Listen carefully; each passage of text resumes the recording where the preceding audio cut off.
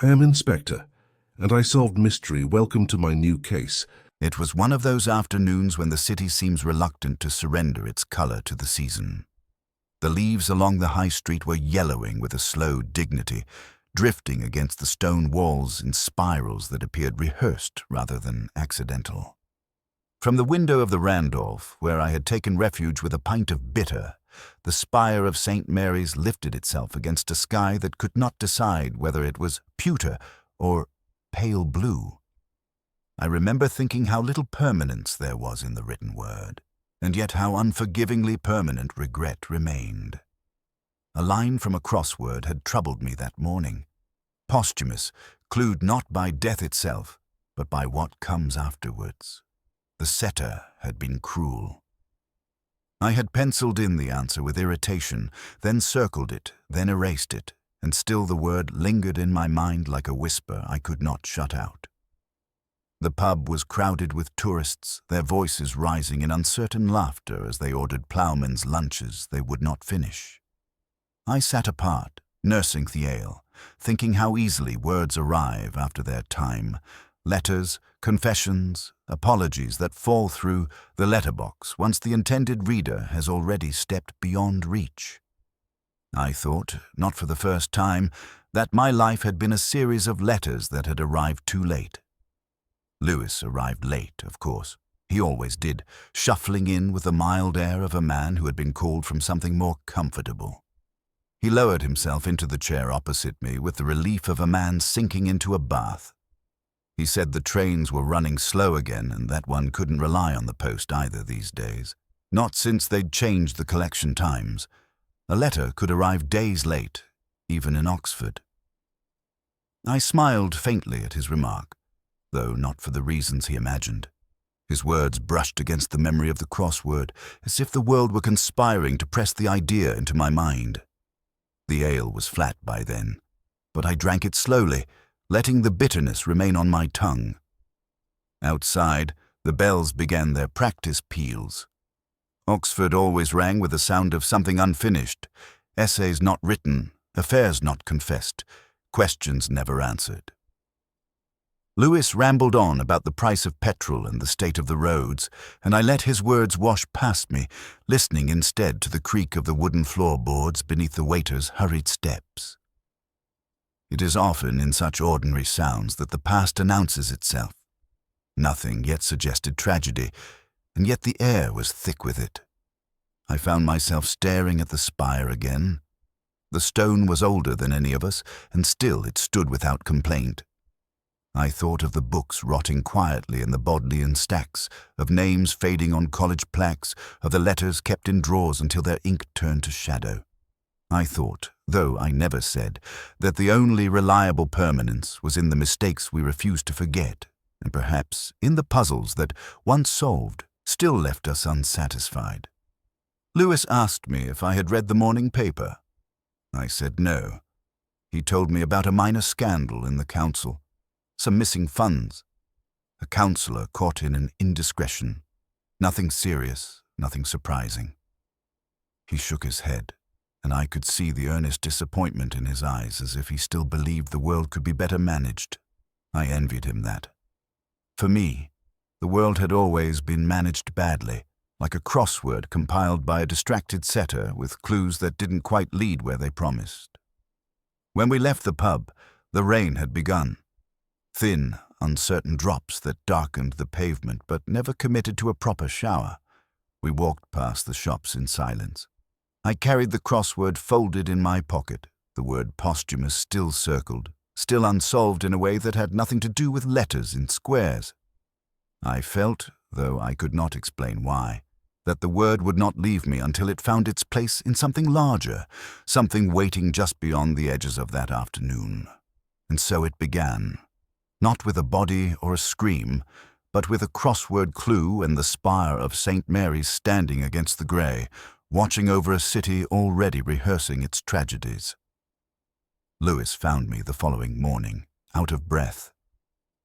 Rain glittered on his coat.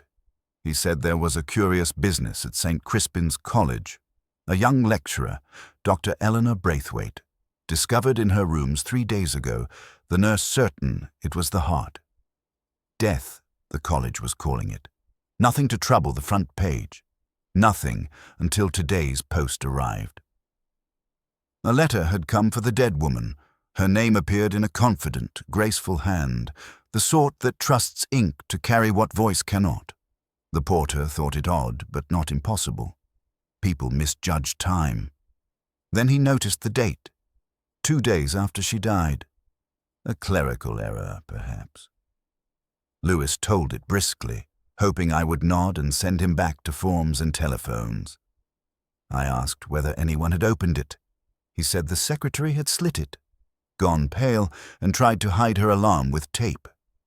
We went at once. St. Crispin's possesses that decorative shabbiness certain colleges wear without trying. Fallen leaves plastered the paving like letters that had failed the journey.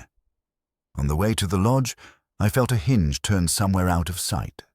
The porter, a man with a mournful moustache and a voice arranged for confidences, laid the envelope on the counter. It had been redirected from Eleanor's pigeonhole, as if the college could not decide where to house a message already late for its reader. The secretary's office smelled of carnations and overboiled tea. I put on my glasses and turned the thing in my hands. Thick cream paper, the name written with habit. Eleanor Braithwaite. The back bore a faint smudge where the flourish had drawn too much ink. Inside, a single page. The writing moved with an old-fashioned elegance I associate with women who annotate books in pencil and return them on the exact day due. She had dated it carefully, as scholars do when they expect their words to travel farther than they can.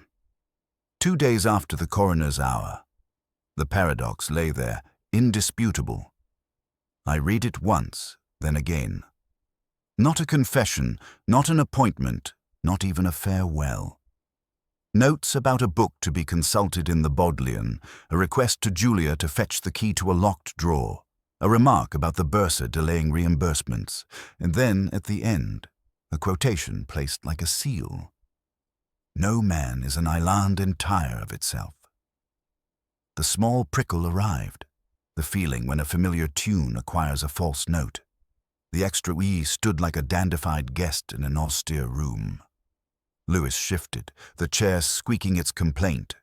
He asked if it mattered. I said that Eleanor taught Renaissance literature. People who live by quotations rarely misquote the lines they love, and if they do, they choose a mistake with meaning.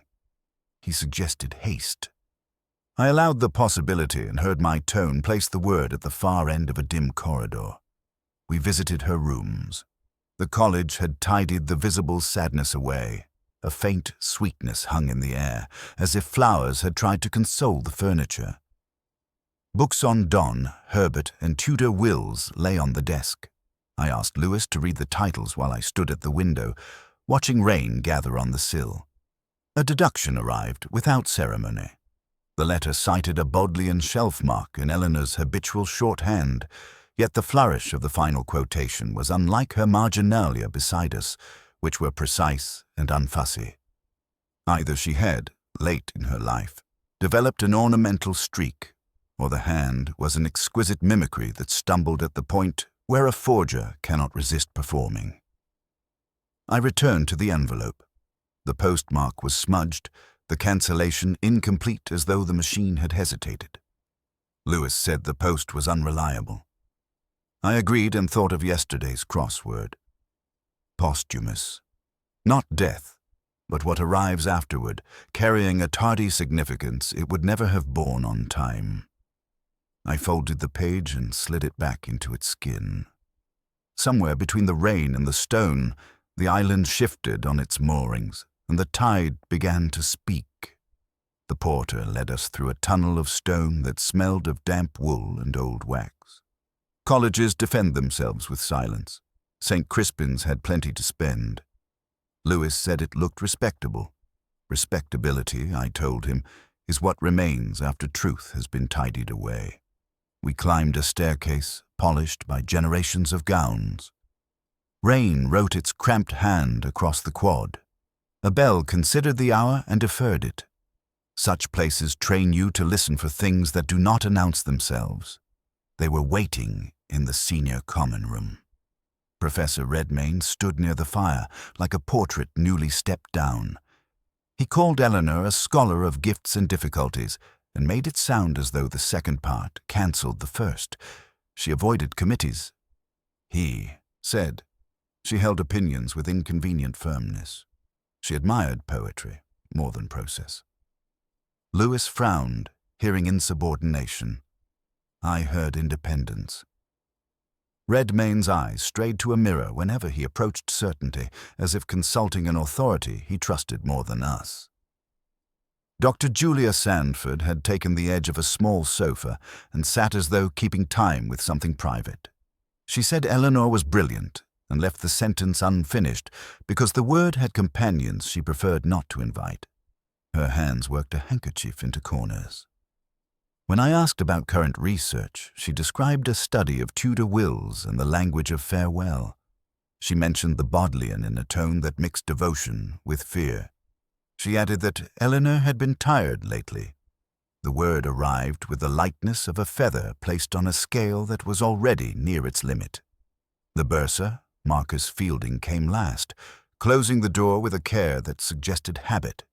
His suit lived comfortably with him. He called the death a sorrow to the college, then observed that reimbursements would be handled in the usual fashion. He looked at me as if my questions might be an overdraft. When I mentioned the letter dated after death, he acknowledged the oddity without surprise and settled into a patience accountants cultivate when arithmetic refuses to behave. On a notice board, I found the college arranged for display. A Don seminar poster showed Eleanor's name in careful italics. A list of travel grants bore Fielding's signature. Next to one amount, a heavier pen had corrected the figure. The ink sank the paper where it passed. It was a minor change, yet it belonged to a mind that decides twice. I felt the small unease one feels when a voice clears itself before telling the truth. Redmayne asked whether we were satisfied with natural causes. I allowed the question to remain in the air. He offered a story about Eleanor missing a supervision after evensong. The irritation in the telling outlasted the grief. Julia looked away, and the silence lifted its head. Fielding examined a cuff as though reconciling figures only he could see. Later, Lewis told me they seemed decent. Decency, I said, is a column best read with the totals covered. Eleanor's rooms had been restored to order by hands that respected furniture more than books. The windows held the rain at a narrow distance. On the desk lay a slip with a Bodleian shelf mark in Eleanor's exact hand. On the blotter, a faint column of figures emerged when I turned it toward the light. The sums had been carried, corrected, carried again. At the bottom, she had written one word that could condemn or absolve depending on where you stood. Enough. We left by the chapel. The door sighed. A floorboard remembered an earlier footstep and repeated it. I thought of the letters stray A and island, of Fielding's pen correcting what had already been agreed, of Redmayne's standards, of Julia's unfinished sentence. Colleges keep their sins in Latin and their sorrows in English. The rain darkened the stones and said nothing, which is how stones speak when they know more than they will tell. I carried the letter back to my rooms like a relic that had not yet chosen its shrine. Rain had tightened over Oxford, turning the streets into narrow mirrors that reflected spires with a faintly guilty wobble. I set the page on the table where the lamplight behaved and listened to the building settle. A pipe sighing, a floorboard confessing an old footstep. The hand was everything one wants handwriting to be, assured without vanity, legible without surrender. Her consonants marched with schoolmistress discipline, her vowels inclined as if listening. Only at the end did the sentence drift toward theatre, a small curlicue beneath the final word, as though a bow had been taken where none was required. No man is an island entire of itself. I set it into the room, removing the extra A as I might brush a fleck of ash from a sleeve. Don needs no garnish. Eleanor would have known that. She had taught his meditations to undergraduates destined to mishear him for the rest of their lives. She would not join them. I folded the letter and unfolded it, then placed it beside a paperback of sermons that smelt faintly of beeswax and dust. The difference between island and island was not pedantry. Spelling shifts, intention does not. One additional letter had wandered in as if invited to distract. Lewis telephoned from the station to say he had been at the Bodleian. The staff remembered Eleanor. Wills and codicils, he said, as though naming a pair of suspicious cousins. Probate bundles, marginal notes on disputed bequests, a ledger on executors who disappeared, a pamphlet on charitable trusts that had been quietly amended in the reign of a monarch who preferred pageantry to equity. Odd, he thought. Odd, I agreed, though my reason was less tidy. A Renaissance scholar knows how the law instructs the living to tidy death, but there was reach in her list, a hand extended beyond literature toward money, blood, and the grammar of farewell. I returned to the envelope. The postmark looked bruised rather than stamped. The cancellation was faint at the edges, like a voice that had traveled too far to be certain of itself. Someone had fed it through a reluctant machine or a careless hand. The gum bore a slim crescent where a finger had steadied the flap. I held the page to the window and traced the shallow furrows left by the nib. Downward strokes were certain, upward lifts fussed. There is a mannerism common to forgers and lovers. Each overwrites affection, the first to persuade others, the second to persuade himself. Why should ink behave so beautifully only to flinch at a single letter? I tried to hear Eleanor's cadence from the notes in her books. Spare, exact, undistracted by self. The curlicue at the end of the last line belonged to another temperament, one that believes flourish can conceal intention. Perhaps she wrote in exhaustion. Perhaps it was not she at all. The misquotation remained my small, stubborn stone. When I met Lewis after tea, he produced a slip with shelf marks in Eleanor's tidy shorthand. He also had a list from the college office showing reimbursements pending for travel and materials. Against her name, the totals weighted like guests who had arrived too early and were trying not to look at their watches. He shrugged. Bureaucracy stumbles. Bureaucracy, I told him, keeps rhythm even when it lacks a tune. Something had taught it to pause. We walked beneath plane trees that shook the rain out of themselves in sudden, private shivers. The bells tried the hour on for size and decided against it. Lewis spoke of a student whose thesis had apparently prompted Eleanor's excursion into probate law. The name in the register was blurred, perhaps by rain, perhaps by a hand that preferred anonymity. He proposed asking the administrator for clarity in the morning. I suggested we let the water settle, the best fish approach when one pretends not to fish. Back in my rooms, I copied the letter's final sentence in my own hand, and then altered island to island. My wrist performed an extravagance it otherwise denies. The flourish arrived as counterfeit grace, artful and wrong. I remembered a crossword from the previous winter, an answer that depended on a 17th century spelling preserved in one surviving pamphlet. The setter had trusted that a reader would know printers misbehaved as often as poets. Perhaps Eleanor had been pointing there, toward crooked spines and straight meanings, hinting that appearances are a compositor's joke. I settled at last on a thought that refused to grow larger. If a woman who worshipped accuracy chooses one mistake, the mistake is a word, but the message is arithmetic. Somewhere a total would not add up unless the false letter stood in place. Wills, codicils, donors, grants. The vocabulary marched like careful bookkeepers through my head. I closed the curtains and let the city continue breathing without me, the rain rehearsing its old music against the stone. On the table the page waited, an elan that should have been an island, and I knew the extra letter was either a key or a lock pretending to be one. The story of misconduct arrived like rain through a window someone swore was shut.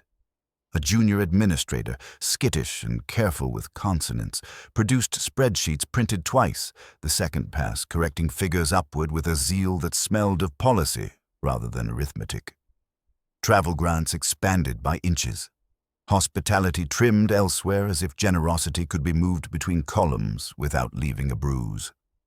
Eleanor's name appeared beside annotations in the tidy hand I had admired. Lewis said the bursar's signature sat beneath every altered line. Fielding, he reminded me, had been patience made flesh when we met him, a man who let numbers do the talking and corrected them when the music faltered. Motive is a ledger, opportunity, a door left unlatched. He had both, Lewis thought, and the accounts agreed. I conceded the likeness. It was almost too lifelike. We took the papers to the lodge, where the porter spread them as if dealing a hand that would ruin someone. Fielding joined us, courtesy shaving nothing from wariness. He said adjustments were routine.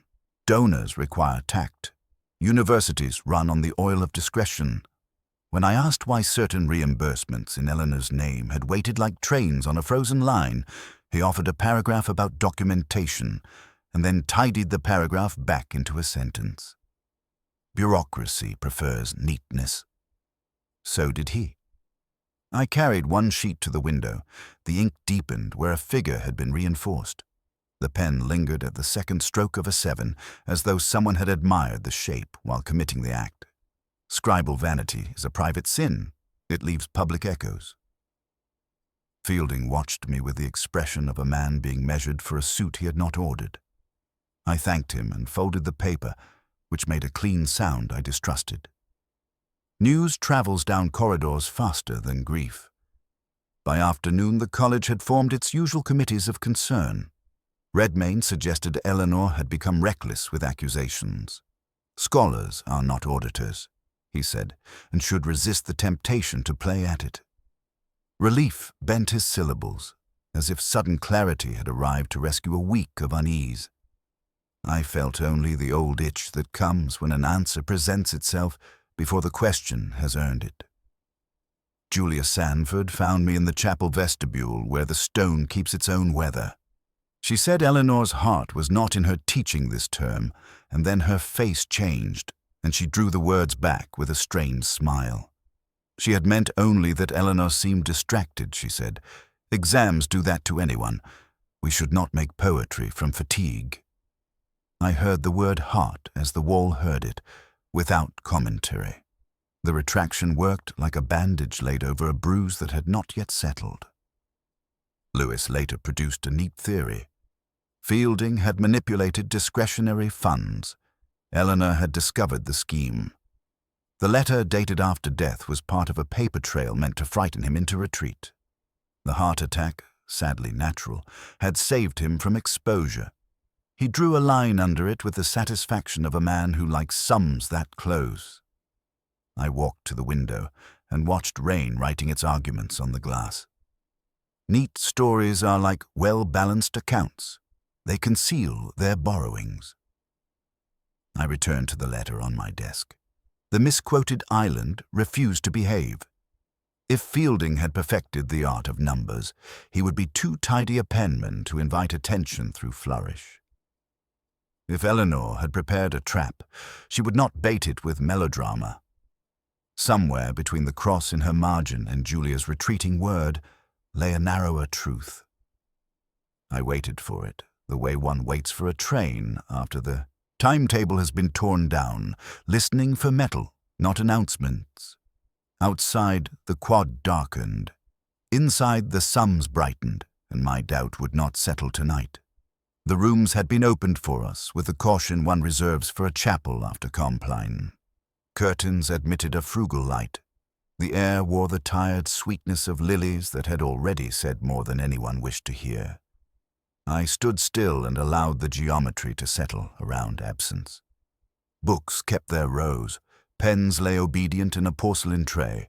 A cardigan draped across a chair carried the faint warmth of a life that had stepped away politely.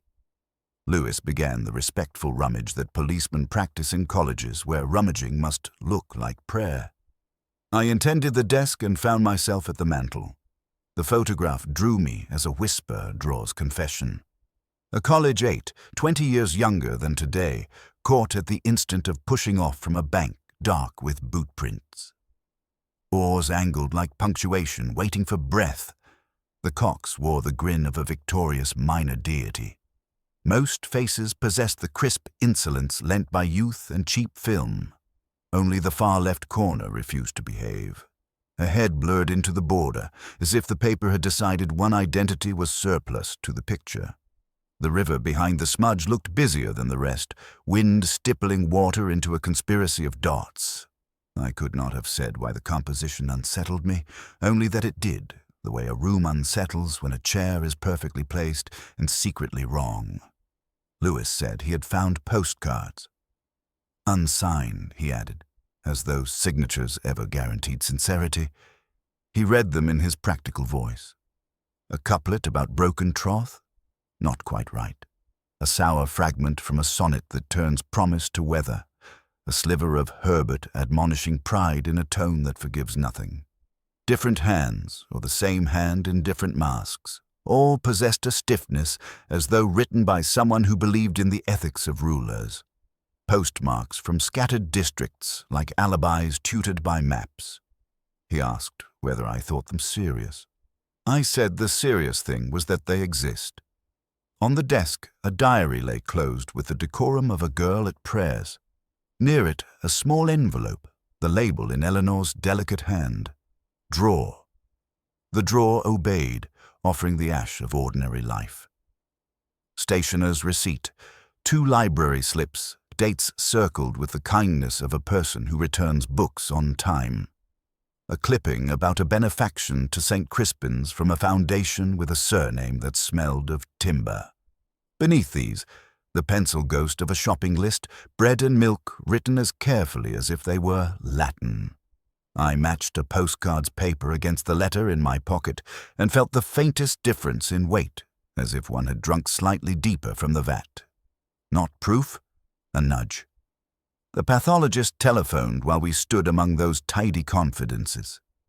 His conclusion arrived with the cheerless briskness of an invoice. Natural causes. The heart. Nothing to spoil anyone's tea. He liked a day concluded before dark. I thanked him with the politeness that prevents acquaintances becoming friendships. Lewis breathed the kind of relief that accompanies a world safely dull. I felt only that a floorboard had been planned smooth over damp. I returned to the photograph. The blurred face lived where memory dissolves an acquaintance into a type. Everyone else offered the lens their clean young certainties. That one retreated, movement or intention I could not tell. On the back, names penciled in a hand that was not Eleanor's. 2 I knew from plaques and minutes. One belonged to a donor who enjoyed being thanked in italics. The corner remained unnamed, as if the pencil had decided to spare the page an argument. Why should a Renaissance scholar keep an old crew in sight of her kettle? Lewis suggested nostalgia. I said nostalgia prefers softer frames. He tapped the smudge. Proposed rain. I proposed intention. He smiled the patient smile he saves for my unwarranted lyricism and went back to the drawers with his useful earthly care. A deduction, slight as a draft, found the least faithful window. The blurred figure's sleeve, though surrendering the face, revealed a cuff crossed by a dark bar, not woven but shadowed. Not stripe. A watch, heavy, worn inside the wrist as some men do who intend to hide their money while showing it. Earlier in the week the bursar had turned a set of papers and in turning had displayed with inadvertent modesty the underbelly of a timepiece that cost modesty handsomely. It proved nothing, not even acquaintance. It whispered habit. Habits, unlike alibis, dislike costumes. Evening pressed a cool palm against the panes. I stood among Eleanor's careful things and thought how the living choose what the dead will continue saying on their behalf. A letter that arrives after its reader. A photograph with one head excused. a small choir of postcards practicing accusation without courage. The pathologist had delivered tranquility. The room refused to accept it. Oxford smells of paper even when nobody writes. I locked the drawer with the key she had left for us, let the corridor produce its soft complaint beneath my steps, and carried the blurred face with me as one carries a tune half-remembered, knowing it will return when the city falls quiet and the river begins again to speak. We took the claret to a quiet corner of the Randolph, where the carpet keeps secrets and the lamps practice discretion. Lewis said we had earned it. I said we had deferred something and poured. The wine possessed that grave, persuasive color of a decision one means to make and postpones. He asked what troubled me beyond the customary gloom Oxford supplies with the bill. I told him the pathologist had ended one paragraph and begun a footnote. A natural death can still be curated. The letter had not altered the heart. It had attempted to alter the meaning of its collapse. He waited without fidgeting, which is his way of insisting. I said someone wanted Eleanor's passing to acquire a usefulness she had not intended. A message dated after death instructs the reader to admire intention. It invites a legend where an ending ought to stand. The misquoted Island was not error, but costume. It wished to look antique, to persuade the eye that the hand belonged to a scholar amused by old spellings. Our bursar admires costume, especially when numbers are on display.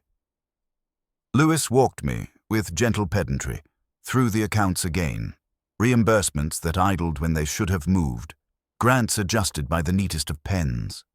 Fielding fits, he said. If neat answers always failed, we would never close a case. Neatness, I told him, is the perfume of both guilt and innocence. The nose enjoys it either way. He smiled as a man smiles at a sentence whose grammar he cannot quite fault. We spoke of Julia. He called her loyal. I said loyalty has temperatures, and hers had been kept just above freezing. That line about Eleanor's heart, I added, was not only grief speaking without rehearsal. She had placed the organ before the woman, as if something in the music faltered long before the body took its bow. Did I think her capable of harm? He asked.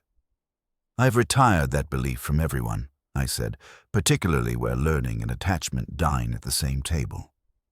The claret improved as the hour withdrew. We returned to the photograph on Eleanor's mantel. The college eight at push-off, youth wearing its usual insolence, the far-left figure blurred to discretion. The sleeve, I reminded him, showed a dark bar where a watch lay against the inner wrist. He said many men wear their watches that way. Precisely, I answered. Habits are valuable because they pass for ordinary. He asked if I would name the figure. Belief is a stronger drink than claret, I said, and better taken after food. He studied my glass and suggested I could admire Julia while examining her. Admiration, I told him, is a poor counsel yet an honest archivist. It preserves detail. When she spoke of Eleanor, she traced the hairline crack beneath a saucer's glaze, not the rim. She followed the weakness as if listening for where it would yield. People comfort the objects that echo their private arguments. I would rather watch hands than hear alibis. He asked about the postcards. I said the fragments were chosen by a mind that liked playing several parts. The Herbert exact, the sonnet stumbling by a foot, the doggerel marching with grievance. Yet each revealed the same small mechanic's habit. After a comma, the space tightened, as though a portable's carriage had learned impatience. In Eleanor's drawer stood such a machine, the ribbon faint at one edge. Proof? He asked. Almost, I said, and almost is how most lies pass inspection. He proposed that Eleanor staged the business to force a reckoning, and the heart claimed precedence. I confessed I had considered it and disliked it because it pleased me. I prefer the truths that arrive out of key.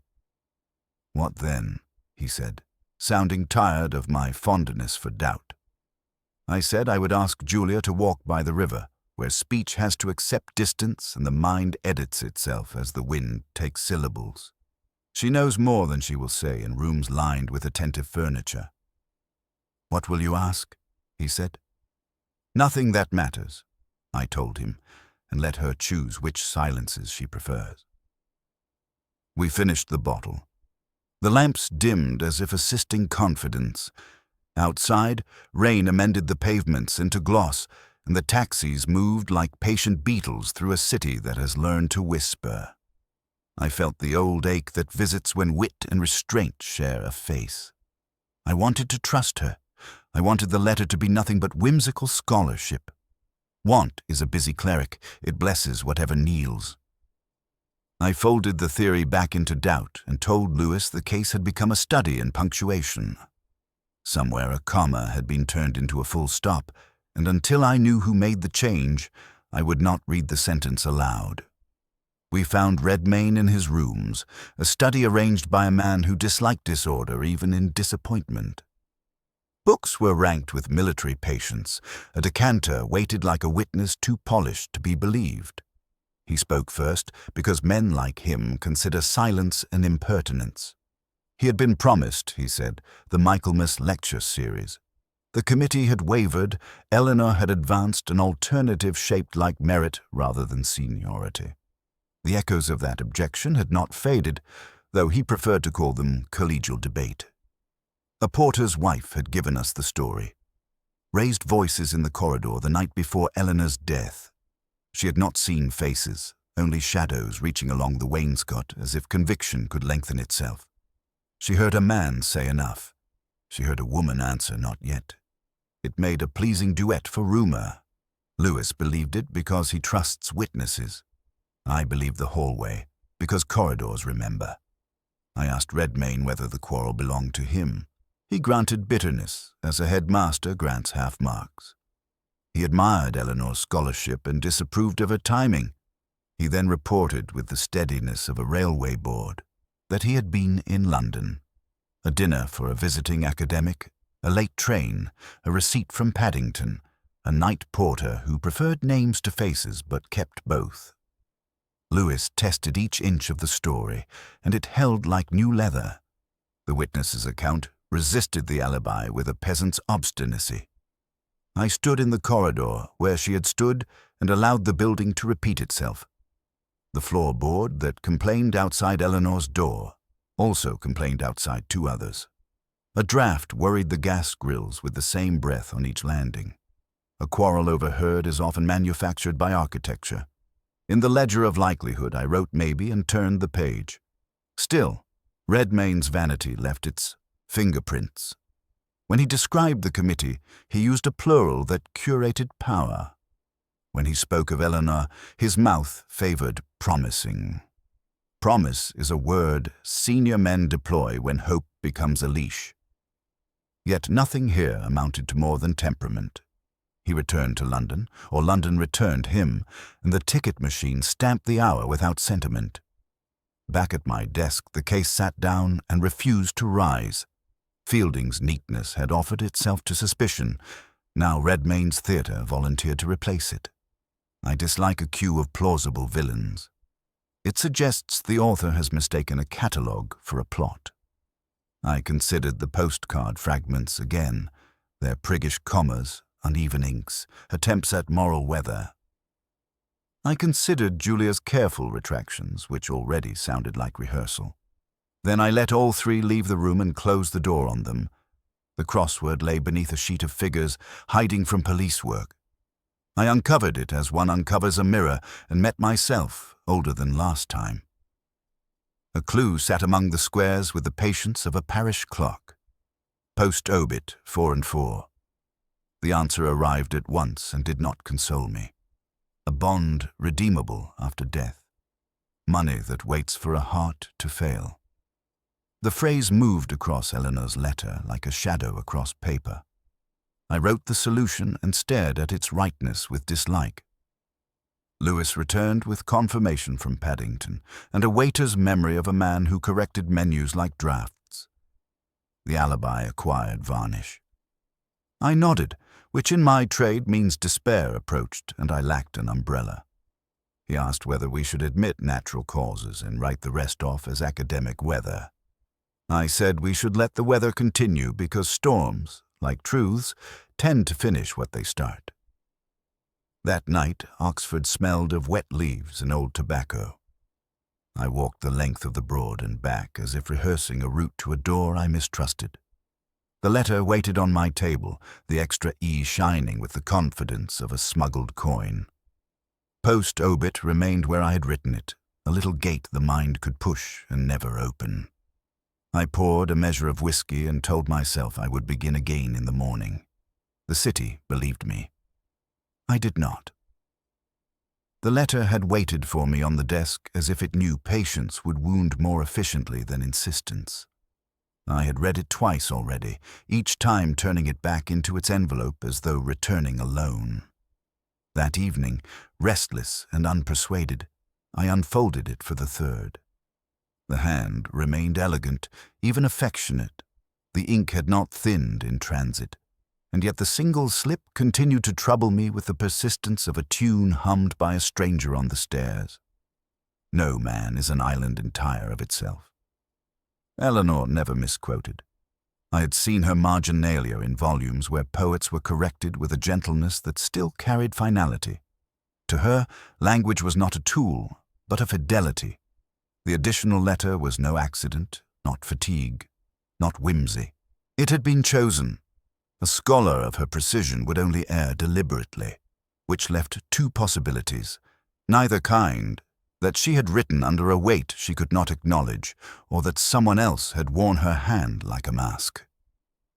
I held the page to the lamplight and studied the pressure of the nib.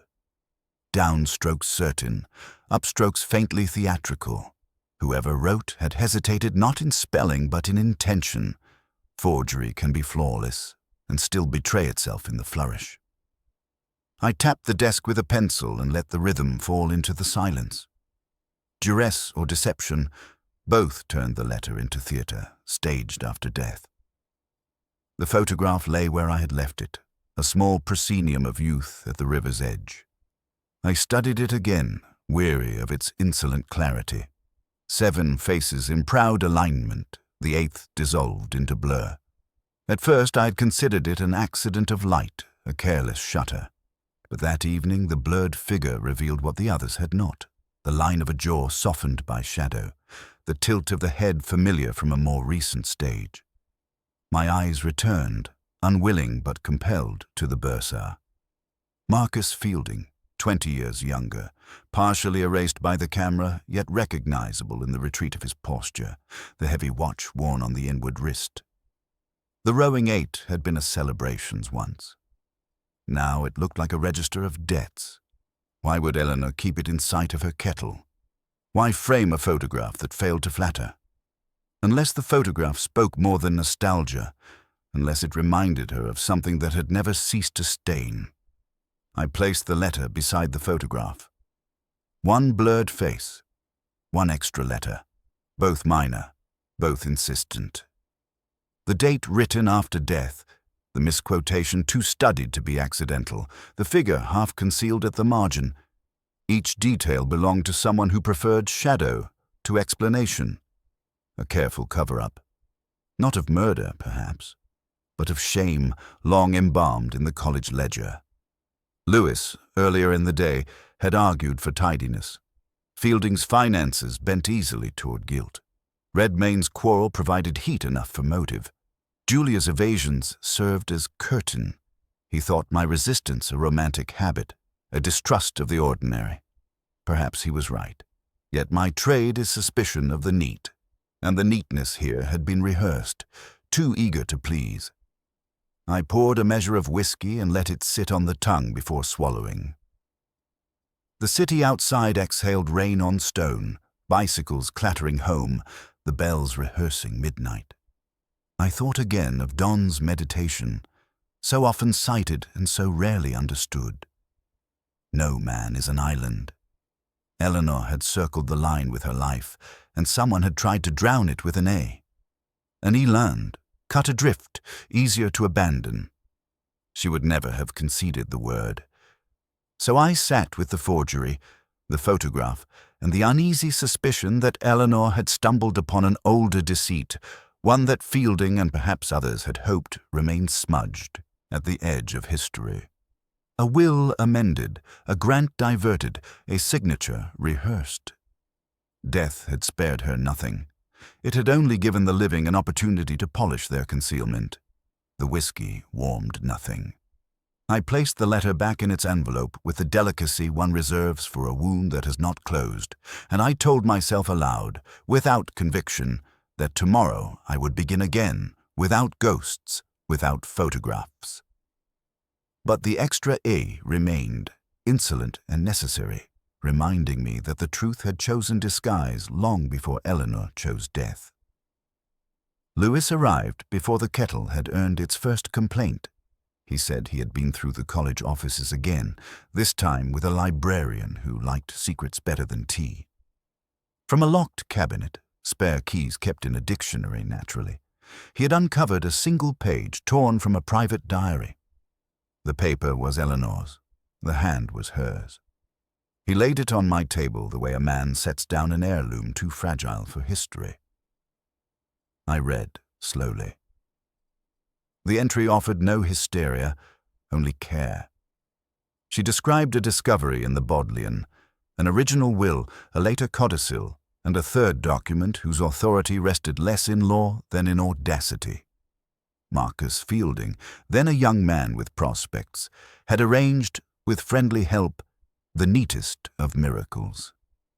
A benefactor's bequest had been nudged, names reordered, the college made to appear the intended heir sooner than intention had matured. The handwriting on that last piece, Elle. Her conclusion refused drama. Inform the warden privately, gather the documents, arrange a pattern of dates that could not be wished away. If nothing moved, publish. She added that the bursar would likely protect reputation with the ingenuity he had used to acquire it. Beneath the paragraph, she underlined a single word: later. Lewis watched me as a doctor watches a pulse. He said there was more. In an envelope clipped to the page, he had found drafts of a letter in Eleanor's careful but cautious hand. Addressed to herself, they rehearsed phrases. One version included the misquotation. Another struck it through and wrote in the margin, "Decide." The intention, he said, was plain. A message designed to arrive after death should anyone accelerate the narrative. She was not morbid, he added. She was careful. I thought of the extra E as one thinks of a key left beneath a flower pot, visible to anyone who understands doors. Duress or forgery, both now wore Fielding's silhouette. Yet there was Julia to consider, her steadied voice, her handkerchief folded and refolded like a theorem. I sent for her. We walked the long cloister where the air keeps a taste of candle smoke even at noon. She did not sit. I told her what Lewis had found, and her face performed the small admission I dread in clever people. Thoughts withheld, finally cornered by time. She said Eleanor believed the college would refuse scandal, but accept truth if truth arrived wearing gloves. The letter had been her theatre, a posthumous signal, timed to force daylight should she falter. Julia confessed she had helped choose the phrases. Why keep silent after the death? I asked. She said grief is a slow editor. It removes adjectives before it can face nouns. She had waited, then feared appearing disloyal to the living and disobedient to the dead. She had not counted on postcards, or a bursar's confidence, or my dislike of tidy endings. We returned to the table where the diary page lay like a map of a vanished village. I saw again the watchful pen, the evening-dressed burglary, the dates arranged like stepping stones across a river no one wanted to ford. The crossword from the other night leaned against the inkwell. Post obit, I had written, a bond payable after death. It chimed against later with a sound not unlike guilt. Lewis asked if we had enough. I said enough is a treacherous word. It pretends to be arithmetic and is usually appetite. Still, the pattern held. An old will nudged, a career secured, a scholar prepared to speak, a letter rehearsed to shout only if breath failed. I looked at Julia and saw not guilt, but the fatigue of intelligence that has carried a friend's last careful secret. That evening we took the page to the warden. He read without interruption, placed a finger on the underlined word, and said the college would require courage. In Oxford, that is a longer sentence than it sounds. I left with the envelope in my pocket and the rain beginning again at last. Behind me, the chapel bell practiced its bleak mercy. In front, the river lay black and busy, carrying people's histories past those who think water exists only for rowing. I asked Fielding to meet me in the bursary, a room that smelled of ink and arithmetic. Rain hung over the quad. He arrived with a ledger and the careful face of a man who trusts paper more than people. He said he was busy. I said truth is work and sat. He kept standing, preserving the distance men mistake for dignity. I told him we had a page from Eleanor's diary and that it contained the older sin he had managed into a resume. He asked what page. I replied the one that underlined later in a hand that did not tremble. I let the word sit between us until it learned the room. He said nothing, which was useful. Silence in accountants is not caution, it is addition. I set a copy of the rowing photograph on the table and watched him recognize his younger retreat, the watch worn inside the wrist like a shy boast. I suggested not everyone learns to move through water without leaving ripples. I described the will, the codicil, and the third page whose authority was audacity. He watched the rain. When he sat, it was opposite me, as if distance could still hold off arithmetic. He asked what I thought he had done. I said he had intercepted Eleanor's notes, taken them from her drawer when grief elsewhere kept eyes turned away, then turned her research into eccentricity and folded scandal into whim. I slid the letter across. The misquotation brightened under the lamp like a cheap saint. No man is an island entire. He avoided touching the paper. I told him Eleanor never misquoted and that the flourish belonged to someone who admired performance as proof. He said scholars can be inconsistent. I said arithmetic too, but less often when death is the sum. He asked if we accused him of murder. I shook my head. Your cowardice did not stop her heart, I told him. It merely invited the world to look elsewhere while it failed. He lost an inch of posture and confessed without drama the resignation of a man who has watched an audit crossing the lawn for years. After the paramedics left, he found her notes, read enough to know his past, stood up in them and waved, removed the folder and replaced it with air.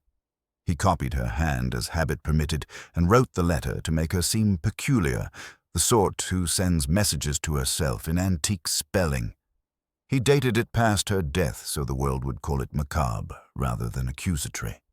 He meant it to look like a private drama that ended where privacy ends. When the postcards started, he smiled. Others would supply the noise that drowned the signal. I asked about the older sin. He massaged his temple. There had been a benefactor, a clause adjusted, a signature rehearsed. He told himself the college needed the gift more than an absent nephew who would never know. He carried that justification into salary, committee, and into the bursar's chair where manners grow like ivy over stone. Lewis, quiet by the door, asked why not confess when Eleanor died. Fielding said reputations are institutions, and institutions do not resign. He believed time would do the housekeeping. He lacked the courage to begin. He looked around the bursary, at blue binders, framed photographs, the clock whose second hand stepped as softly as a thief. I told him we would take his statement, that the college must open its books, that truth would sit in the senior common room and refuse to rise. He nodded, relieved to be deprived of choice. His knees argued with the chair. He asked whether I believed him evil. I said I believed him small, which fits easily into offices. Truly. After he left, the room resumed its arithmetic. Rain worked the quad into gloss. I sat with the forged letter and felt the chill I reserve for crimes that do not bleed, but stain. Murder is loud and therefore honest. Cowardice arranges the furniture. I folded the page along its false crease and thought of Eleanor's careful, later, how a single word can wait decades for courage. The college chose quiet, remedial rituals. A notice went up on the lodge board, written in a hand too tidy. The warden released a statement whose commas were more certain than its courage. A portrait committee began discussing frames, which is how Oxford admits shame without naming it. Eleanor's work was described as exacting and humane. Humane appeared twice, as if repetition could compensate. For the months, she had been doubted by people who preferred their consciences bound in calf. Fielding resigned with the courtesy of a man returning an umbrella after the storm. He spoke of ill judgment made in youth and of subsequent service, which is the parish music of men who hope history will average them out. There would be an inquiry, and there would be a fund in Eleanor's name, and there would be letters to donors arranging the past into a sequence that looked intentional. I watched it unfold with the detached awe reserved for excuses. Julia came to find me in the quad where the grass drank the day's cool rain. She said it was over. I said endings, like wills, require witnesses. She asked whether I would forgive her silence. I told her silence is a form of custody, and she had kept a difficult thing from harm for as long as she could. The unreadable smile belonged to the sort of woman who solves a problem without recording the method. She pressed my hand in that brief academic manner that abolishes intimacy, then walked toward her next obligation across the quad, leaving me to wet stone, and I went back to my rooms, which smelled of paper and tobacco. Lewis telephoned to say the press settled on phrases like historic irregularity and sad lesson. He asked whether justice had been done. I said justice is never done. It is only declined with degrees of politeness. He made the sounds of folding a day back into a drawer and hung up. On the desk, the crossword waited. Yesterday's puzzle finished in my worst handwriting. Post-obit sat in its neat box, a solution that had darkened rather than lightened the clue beside it. I folded the page with care, as if creasing were a final courtesy. My mind drifted to Eleanor's penciled shelf marks, to the photograph's corner, to the letter whose elegant error had kept me awake.